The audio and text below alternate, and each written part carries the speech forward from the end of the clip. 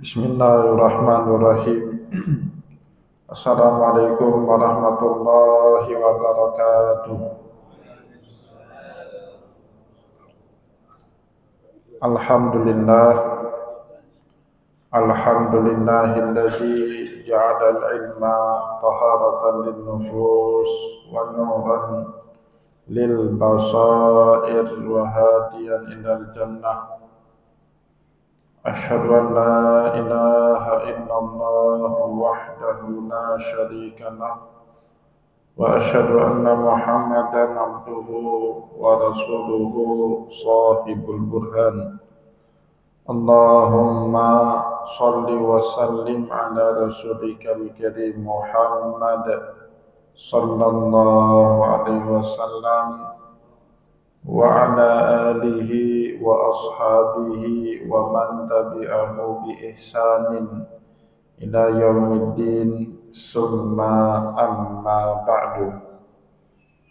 Puji dan syukur senantiasa dan tidak pernah bosan-bosannya kita panjatkan kehadirat Sang Maha Pencipta Allah Subhanahu wa Ta'ala, yang mana dengan limpahan karunia-Nya, rahmatnya, hidayahnya, serta anugerahnya kepada kita semua, kita kembali masih diberi kesempatan, kesehatan, dan usia panjang oleh Allah untuk sama-sama dan senantiasa mengabdikan diri kita di jalannya dengan menjalankan segala perintahnya dan menjauhi semua larangannya.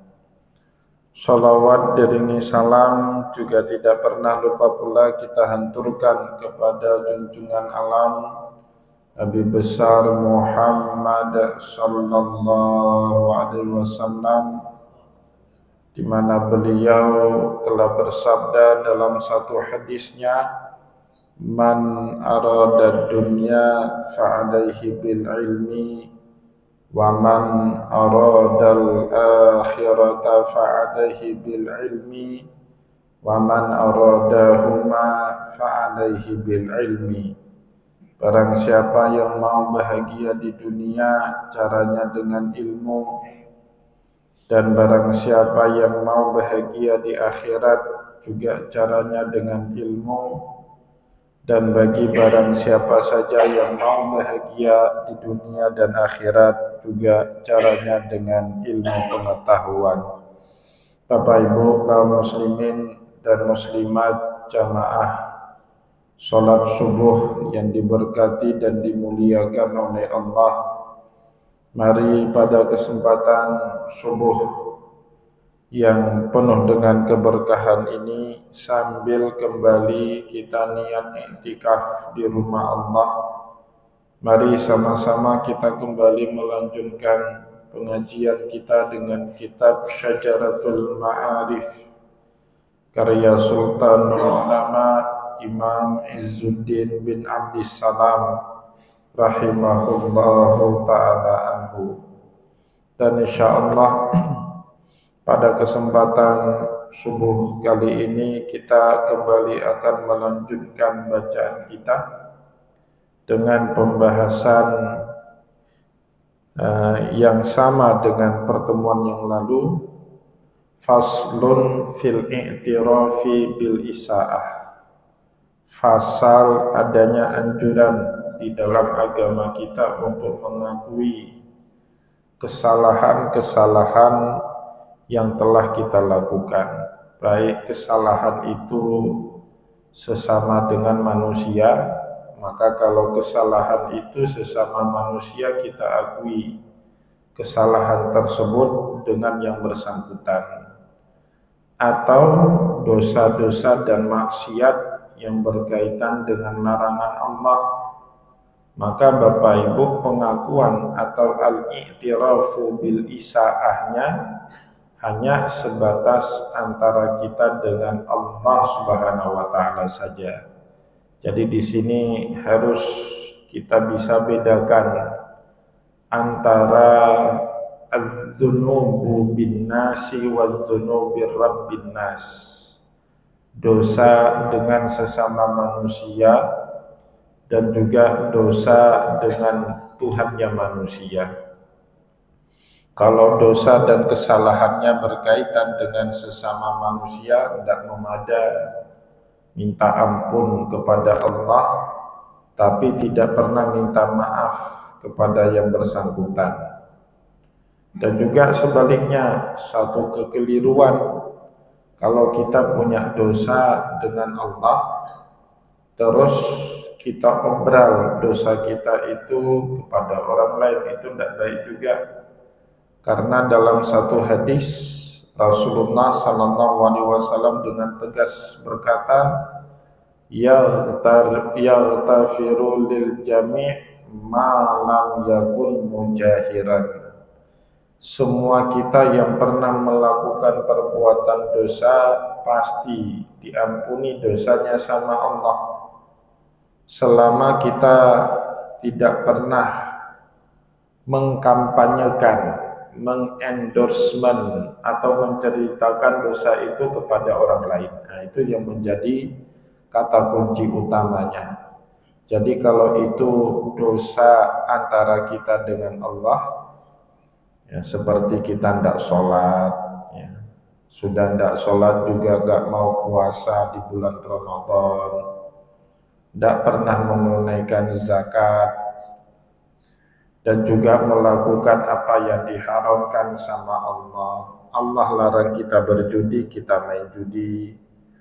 Allah larang kita minum khamar, kita mabuk-mabukan.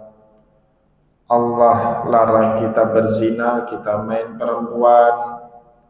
Bapak Ibu yang dimuliakan oleh Allah, ini contoh-contoh dosa antara seorang hamba dengan Tuhannya. Maka karena ini dosa antara hamba dan Tuhannya, al-i'tirafu bil isaahnya cukup, atau pengakuan dosanya itu cukup antara dirinya dengan Allah Subhanahu wa Ta'ala saja. Bapak Ibu jangan pernah ceritakan aib ataupun dosa apapun yang berkaitan dengan larangan-larangan Allah kepada sesama manusia. Jangan ceritakan itu.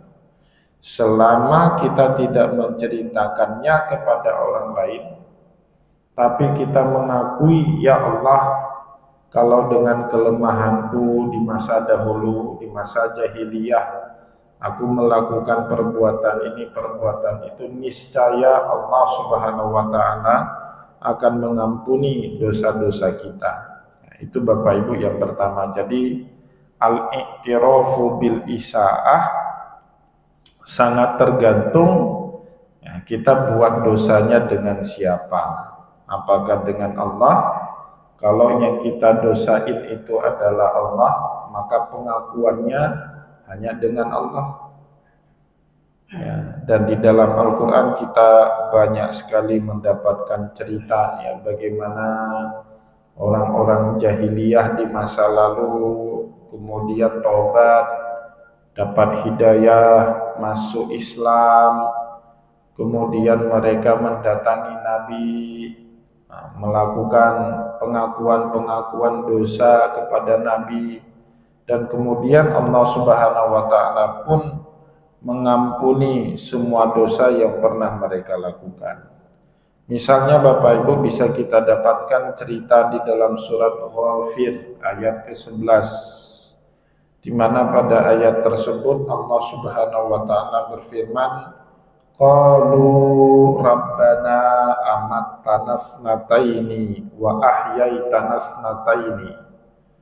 Ya, mereka orang-orang di masa jahiliyah yang kemudian mendapatkan hidayah Islam berkata di hadapan Nabi Muhammad, rabbana amattana snataini, ya Allah, Engkau telah mematikan kami sebanyak 2 kali, wa ahyaitana snataini, dan kembali menghidupkan kami juga sebanyak 2 kali. Mati yang pertama saat kita belum bernyawa dalam rahim ibu kita. Mati yang kedua saat kita mati dan pindah ke alam barzakh, ya. Ahyaitana snataini, begitu juga 2 kali hidup. saat Allah Subhanahu wa taala memberikan nyawa kepada kita di dalam rahim ibu kita setelah usia janin mencapai 120 hari dan kemudian hidup di dalam kehidupan alam barzakh. Mereka kemudian berkata, Rabbana ahyaitana snataini wa amattanas Rabbana amattanas snataini wa ahyaitana snataini fa'tarafna bidzunubina fahal ila khurujun min sabil. Kami akui ya Allah semua dosa-dosa di masa lalu kami, dan itu menjadi syarat pertama manusia mau bertaubat kepada Allah. Gimana Allah mau terima taubat kita kalau kita tidak pernah mengakui kesalahan-kesalahan masa lalu kita bersama dengan Allah? Begitu juga Bapak Ibu di dalam surat Al-Baqarah Allah menceritakan pengalaman beberapa sahabat. Setelah masuk Islam mereka masih dihantui oleh dosa-dosa masa lalu. Jadi dosa-dosa itu hanya membuat beban di dalam kehidupan kita. Nah, itulah yang menyebabkan Bapak Ibu ada pertanyaan, apakah Nabi Muhammad sallallahu alaihi wasallam pernah melakukan dosa sebelum beliau menjadi nabi? Atau Nabi Muhammad sama sekali tidak pernah melakukan dosa sebelum beliau menjadi nabi? Para ulama sepakat Bapak Ibu, ismatun nabi atau kemaksuman nabi, terlindung dan terpeliharanya nabi dari perbuatan dosa atau dari perbuatan yang cacat moral itu bahkan jauh sebelum Muhammad diangkatnya oleh Allah menjadi Rasulnya Allah. Jauh sebelum itu Nabi Muhammad sudah masuk. Tujuannya apa? Supaya Nabi Muhammad itu tidak punya beban masa lalu, tidak tersandra dengan masa lalu yang jahiliyah. Coba Bapak Ibu pernah nakal dulu di masa mudanya, tiba-tiba jadi orang baik, tiba-tiba dapat hidayah jadi orang baik, bahkan orang yang mendakwahkan kebaikan kepada orang lain. Pasti ketika ketemu dengan teman-teman masa jahiliyah dulu, ya kan, apa itu dipojokkan kan? Allah, kamu ngajak kami sholat dulu, kamu yang nggak pernah sholat, ya kan, akan ngomong seperti itu. Allah, kamu larang-larang kami lihat perempuan, dulu kamu yang ganggu perempuan, ya kan?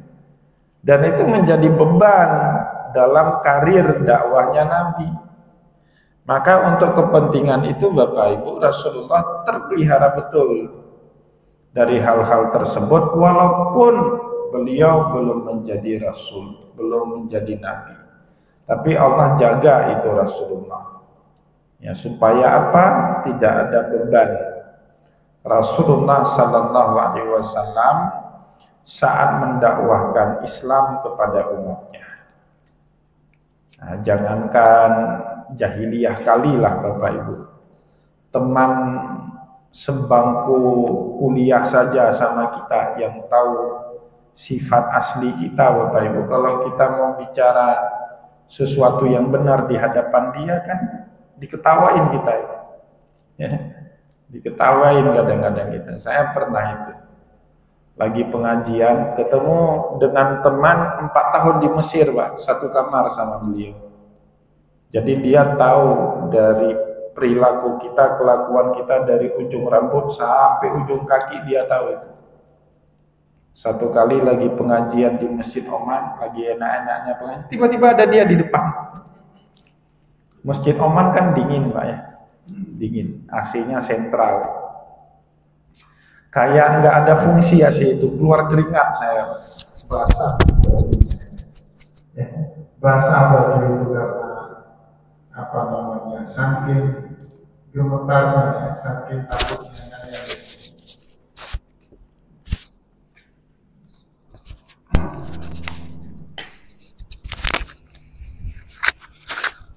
Tapi tidak lama kemudian, itulah dia. Kalau kita jahilin orang, Pak, tidak lama balik untuk diri sendiri. 1 bulan kemudian, saya ada kegiatan ke Luksumawe. Kebetulan teman kita ini orang Luksumawe. Sholat Jumat di Masjid Islamic Center. Ternyata khatibnya yang bersangkutan. Dia khatib Jumatnya, Pak. Diumumkan kan? Khatib kita pada hari ini sekaligus merangkap menjadi imam, Dr. Tengku Ihsan Mahmud, nama beliau Ihsan Mahmud. Ya, ustadz terkenal di Luksumawe. Naik dia jadi khatib. Saya duduk agak sebelah kanan itu. Ya, pertama dia khutbah dengan sangat percaya diri, Bapak Ibu. 5 menit setelah khutbah dia lihat ada saya di situ. Ke kiri terus-terus khutbahnya itu, nggak pernah lihat lagi ke kanan. Kenapa? Kita tahu akal dia itu dari ujung rambut sampai ujung kaki itu kita tahu. Jadi dia tersandra.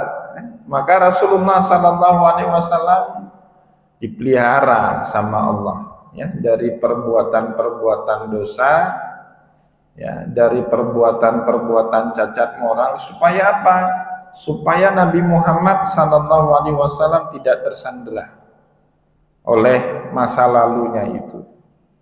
Bapak Ibu kaum muslimin dan muslimat jamaah pengajian yang dimuliakan oleh Allah, sebab itulah di masa dulu, di masa jahiliyah, Allah Subhanahu wa taala banyak sekali menceritakan kepada kita, ya, bagaimana para sahabat mendatangi Nabi, mengakui dosa-dosa masa lalunya. Wa ma arsalna mir rasulin illa liyuta'a biiznillah. Tidaklah pernah kami mengutus satupun nabi kecuali untuk ditaati seizinnya Allah. Walau annahum idzalamu anfusahum, seandainya mereka menzalimi diri mereka masing-masing, ja'uka fastaghfirullaha wastaghfara lahumur rasul lawajadullaha tawwabar rahimah. Dan orang ini minta ampun kepada Allah dan juga minta bantu kepada Rasulullah agar memintakan ampun atas dosa-dosa yang dia lakukan kepada Allah, lawajadullaha tawwabar rahimah. Niscaya kamu akan mendapati Allah Subhanahu wa taala itu Maha penerima taubat, lagi Maha penyayang, lagi Maha pengasih.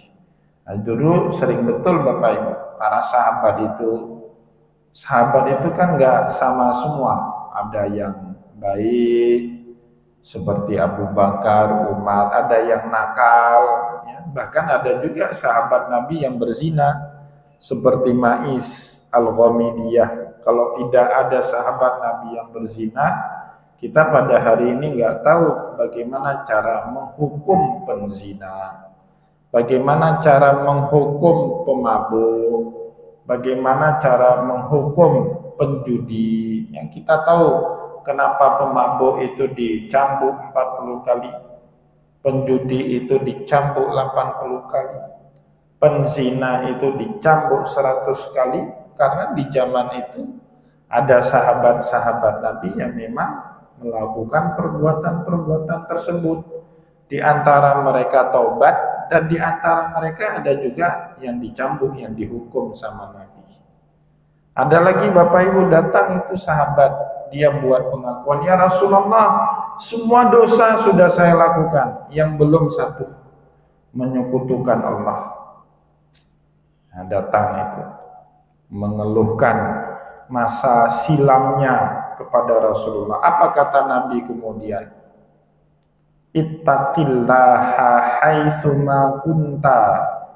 Bertakwalah kamu kepada Allah dimanapun kamu berada. Mulai hari ini, yang lalu sudahlah berlalu, tapi mulai hari ini, ittaqillaha haitsuma kunta. Bertakwalah kamu kepada Allah dimanapun kamu berada. Wa atbi'is sayyi'atal hasanata tamhuha. Dan ikutilah semua perbuatan burukmu dengan perbuatan baikmu, maka niscaya perbuatan baikmu itu akan menjadi penghapus terhadap dosa-dosa masa lalumu, kata Nabi. Nah, maka Bapak Ibu yang dulu pernah buat ini buat itu, nah, cara salah satu untuk menghapuskan dosa gimana? Banyak-banyak berbuat baik. Kata Nabi di dalam hadis tadi, wa atbi'is sayyi'atal hasanata taquha. Ikutilah semua perbuatan burukmu dengan perbuatan baikmu, maka niscaya perbuatan baik itu akan menghapus dosa-dosa masa lalu. Wa khaliqin nasa bi khuluqin hasanin, dan berakhlaklah dengan sesama manusia dengan akhlak yang baik. Nah, itu tuntunan Nabi. Maka Bapak Ibu kaum muslimin dan muslimat jamaah pengajian yang dimuliakan oleh Allah, jika dosa itu berkaitan dengan Allah, pengakuan dosanya itu sebatas antara kita dengan Allah Subhanahu wa taala saja. Selanjutnya, kalau dosa itu dengan sesama manusia tidak memada, minta ampun, minta pengakuan atau buat pengakuan kepada Allah, tapi tidak melakukan pengakuan dosa-dosa tersebut kepada orang yang telah kita zalimi. Tidak cukup Bapak Ibu kalau itu dosa berkaitan dengan sesama manusia.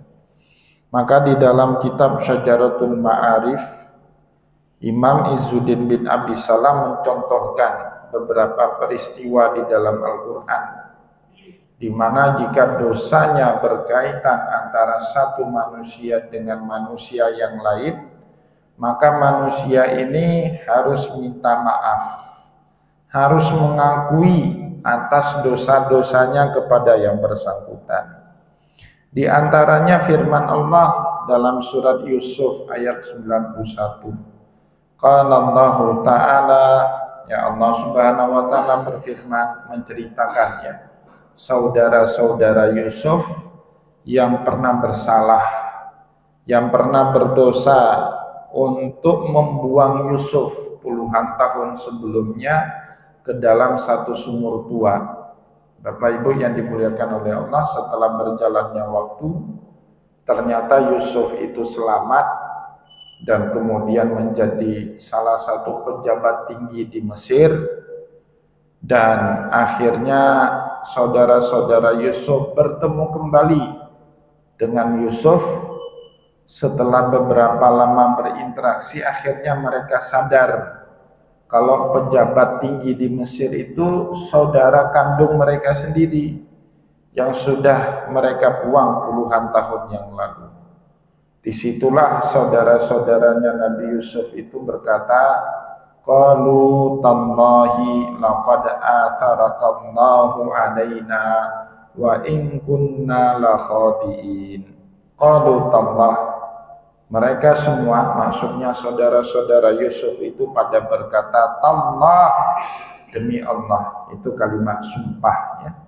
Tallah, billah, wallah, itu kalimat sumpah. Di dalam Islam Bapak Ibu, satu-satunya sumpah yang muktabar, yang dianggap dan punya konsekuensi dunia dan akhirat itu sumpah atas nama Allah.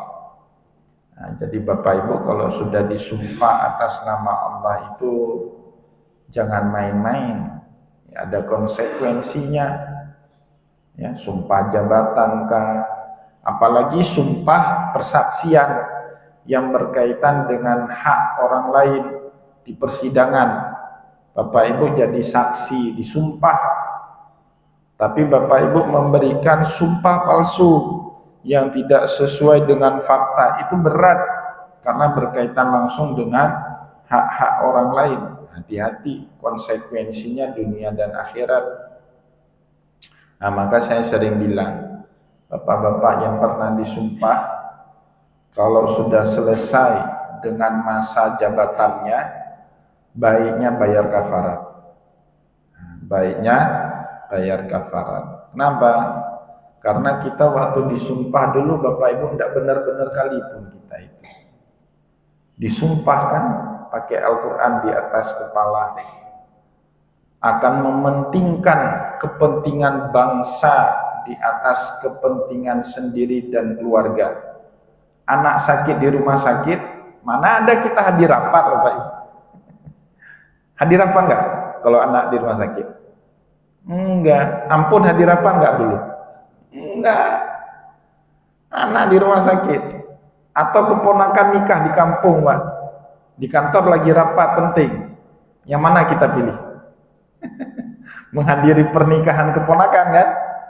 Iya Bapak Ibu, kita nggak benar-benar kali, padahal janji sumpahnya apa? Mengutamakan kepentingan negara dan bangsa di atas kepentingan sendiri dan keluarga. Tapi anak sakit rapat tinggal, keponakan kawin, berkas-berkas yang harus ditandatangan ditunda. Maka saya ajak itu mantan-mantan pejabat atau siapapun lah yang pernah disumpah dengan Al-Quran di atas kepalanya, bayar kafarat Bapak Ibu setelah selesai masa jabatan.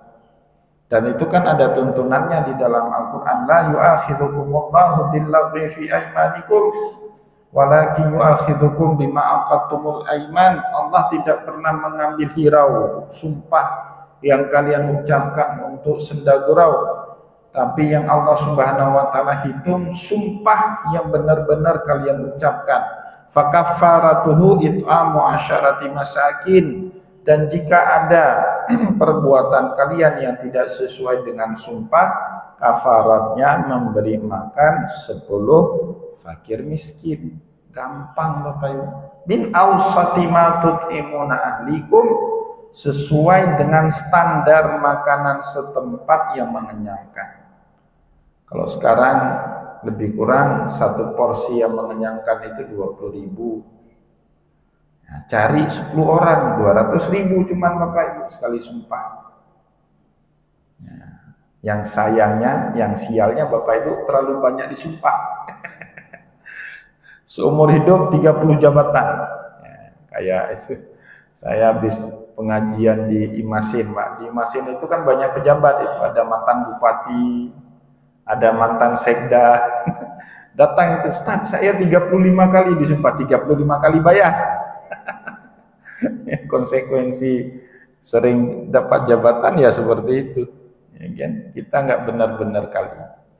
Nah, maka Bapak Ibu kaum muslimin dan muslimat jamaah pengajian yang dimuliakan oleh Allah, saudara-saudaranya Yusuf itu bersumpah, tallahi laqad asarakallahu alaina, pada hari ini Allah Subhanahu wa taala sudah mengangkat tinggi derajatmu di atas kami, wa in kunna la khatiin, dan kami salah karena telah membuangmu dulu, sehingga kamu jauh dari kedua orang tua kami. Mereka termakan api cemburu karena Yusuf sangat dekat dengan bapak mereka Yakub. Akhirnya mereka buang Yusuf itu ke sumur tua. Nah, di situ pula Bapak Ibu, karena dosanya berkaitan dengan sesama manusia, pengakuan dosanya tidak hanya kepada Allah, tapi juga dengan yang bersangkutan, dengan Yusuf langsung. Qalu tallahi laqad asarakallahu alaina wa in kunna la khatiin. Nah, mereka di situ melakukan apa? Pengakuan dosa, Bapak Ibu ya, melakukan pengakuan dosa di hadapan Nabiullah Yusuf yang memang pernah mereka zalimi, pernah mereka pernah mereka semena-mena kepada saudara kandung mereka sendiri. Begitu juga cerita selanjutnya saat mereka kembali bertemu dengan orang tuanya mereka, bapak mereka yang bernama Yakub. Mereka juga melakukan pengakuan dosa karena telah memisahkan antara anak dengan ayahnya. Itu kan dosa. Ya, Yakub alaihissalam seorang ayah yang sangat mencintai putranya yang bernama Yusuf. Nah, setibanya mereka kembali ke Madian, saudara-saudara Yusuf ini juga buat pengakuan dosa di hadapan bapak mereka yang bernama Yakub. Qalu ya abana astaghfir lana dzunubana inna kunna khati'in. Qalu ya abana, wahai bapak kami, istaghfir lana dzunubana, mohon ampun terhadap semua dosa-dosa yang pernah kami lakukan kepada dirimu. Inna kunna khati'in, kami sudah banyak buat salah yang sudah menjauhkan kamu dengan putra yang sangat kamu sayangi yang bernama Yusuf. Saking sedihnya Yakub, Bapak Ibu, dalam Al-Quran disebut wa bayaddat ainahu minal huzni fahuwa qadim. Matanya itu menjadi putih karena tiap hari menangisi kepergian Yakub. Tiap hari nangis. Tidak ada hari yang tidak pernah ditangisi oleh Yakub alaihi salam karena nyesal betul. Dia sudah mengizinkan Yakub main-main dengan saudaranya, sehingga menurut saudaranya itu Yusuf alaihissalam sudah dimakan sama serigala, kan gitu. Kita Bapak Ibu sesedih-sedihnya kita paling 1 bulan, paling 2-3 tahun, ya kan? Tapi Yakub tiap hari nangis karena berpisah daripada Yusuf alaihissalam. Disitulah kemudian saudara-saudaranya Yusuf ini paham apa yang mereka lakukan ini satu perbuatan dosa besar. Datanglah mereka meminta maaf, mengakui dosa di hadapan bapaknya mereka yang bernama Yakub. Ya abana astaghfir lana dzunubana, wahai bapak kami, maafkanlah, ampunilah dosa-dosa kami. Inna kunna khati'in, kami sudah salah telah memisahkan dirimu dengan Yusuf. Fil i'tirafi bil isaati, nah, kemudian dijelaskan di sini oleh Imam Izzuddin bin Abdissalam, fil i'tirafi bil isaati, saat kita mengakui kesalahan ataupun juga dosa yang kita lakukan, taskinu li ghadabil madlum, itulah yang menyebabkan redanya amarah dari orang-orang yang kita zalimi. Bapak Ibu buat salah sama orang, setelah buat salah kita nggak akui kesalahan, itu kan makin membuat marah orang yang kita zalimi. Kita sudah semena-mena sama orang, dan kemudian kita nggak merasa salah. Karena nggak merasa salah, nggak mau minta maaf. Nah itu Bapak Ibu makin menjadi-jadi. Sebab itulah kata Imam Izzuddin bin Abdissalam, dengan mengakui kesalahan itu sendiri, taskinu li ghadabil madlum, bisa menenangkan amarah dari orang yang kita zalimi, wa taqribu lil afwi, sehingga lebih mudah dia memaafkan kesalahan-kesalahan yang kita lakukan. Ya, sehingga para ulama Bapak Ibu ngomong gini, kalau berkaitan dengan hak Allah itu enggak susah. Kenapa? Karena Allah Maha Pemaaf, Maha Pemurah, Maha Pengampun, Maha Penyayang. Enggak susah Bapak Ibu. Tapi yang repot itu berkaitan dengan sesama manusia. Itu yang susah. Kenapa? Karena manusia itu enggak sepemaaf Allah, tidak sepengampun dan penyayang Allah. Dendamnya lebih kuat dibandingkan kasih sayang. Nah, maka kalau ada itu diskusi dalam kitab fikih, ada utang kita Pak, utang sama manusia, utang dengan Allah. Utang dengan Allah contohnya gimana? Haji misalnya. Apa boleh kita naik haji? Kita banyak utang sama orang lain. Nggak boleh itu Bapak Ibu. Lunasi dulu hutang, baru kemudian naik haji. Bapak Ibu sudah setoran haji nih, setoran haji kan 25 jutaan. Nah, baru kita dapat nomor antrian. Tahun depan kita dipanggil untuk berhaji, sudah keluar nomor antrian kita Bapak Ibu, berhaji kita. Nah, tinggal bayar sisanya sekitar 30 juta misalnya. Tapi kita masih punya utang sama orang, itu enggak boleh kita setoran haji, pelunasan haji enggak boleh Pak. Ambil duit 30 juta itu bayar utang sama orang lain. Kenapa demikian? Karena manusia itu tidak sepemaaf, tidak sepengampun dengan Allah. Kalau Allah Maha Pemaaf, Maha Pengampun, bisa paham. Manusia nggak bisa paham Bapak Ibu. Nah, maka disebut di dalam kaidah fikih ad-dainu bin nasi ahaqqu bil wafa. Kalau kita punya utang piutang antara Allah dengan manusia, maka kata para ulama ad-dainu bin nasi ahaqqu bil wafa. Utang dengan sesama manusia lebih prioritas untuk kita lunasi daripada utang kita dengan Allah Subhanahu wa taala. Nah, hati-hati dengan yang namanya utang piutang, apalagi Bapak Ibu mampu tapi nunda-nunda bayar. Nah, itu zalim betul itu, kata Nabi bukan kata saya. Ya, matlul ghani zulmun. Orang yang punya kemampuan bayar utang tapi nunda-nunda zulmun. Orang yang paling zalim, kata Nabi ya. Di zaman kita sekarang kan gitu, Pak. Kita minjamin duit sama orang. Waktu kita tagih, sepertinya kita yang berutang sama dia. Udah berbalik ya. Kita yang berutang sama dia waktu tagih itu, repotnya setengah mati. Maka nasihat para ulama itu Bapak Ibu. Nah, ada nasihat itu dalam kitab Ihya dari Imam Al-Ghazali.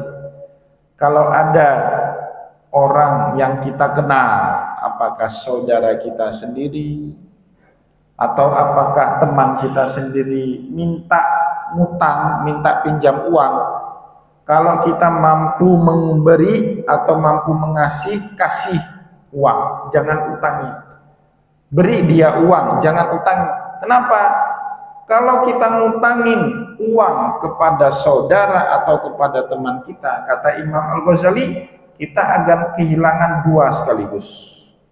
Hilang uang dan hilang persahabatan. Betul Bapak Ibu ya. Bapak Ibu minjamin duit sama teman akrab. Nah, setahun kemudian jatuh tempo kita tagih. Pertama balas WA kita. Lama-kelamaan nomor kita pun diblokir sama dia. Itu Bapak Ibu saat itu sudah kehilangan dua sekaligus. Kehilangan persahabatan dan kehilangan uang yang kita pinjamkan. Nah, maka kata Imam Al-Ghazali lebih baik kasih kalau mampu. Dia minta duit, pinjam uang sama kita 10 juta, tidak bisa kita kasih. Tapi kita punya duit 500.000, kasih. Ya, ini ada bantuan dikit dari saya. Ini tapi bukan utang ya. Ini hadiah lah, atau ini ini cenderamata lah, bungong jaro, penayah dari saya. Nah, tolong diterima. Jangan kira utang. Itu Bapak Ibu persahabatan kita tetap, dan moga-moga dengan duit itu bisa membantu dia. Bapak Ibu kaum muslimin dan muslimat jamaah pengajian yang dimuliakan oleh Allah, kita cukupkan terlebih dahulu bacaan kita pada kesempatan subuh kali ini. Semoga apa yang telah kita sampaikan pada kesempatan subuh kali ini bermanfaat kepada kita semua. Saya mohon maaf jika ada yang tidak berkenan. Wallahu muwaffiq ila aqwamit thariq. Wa nasrun minallah fatun karim. Wassalamualaikum warahmatullahi wabarakatuh.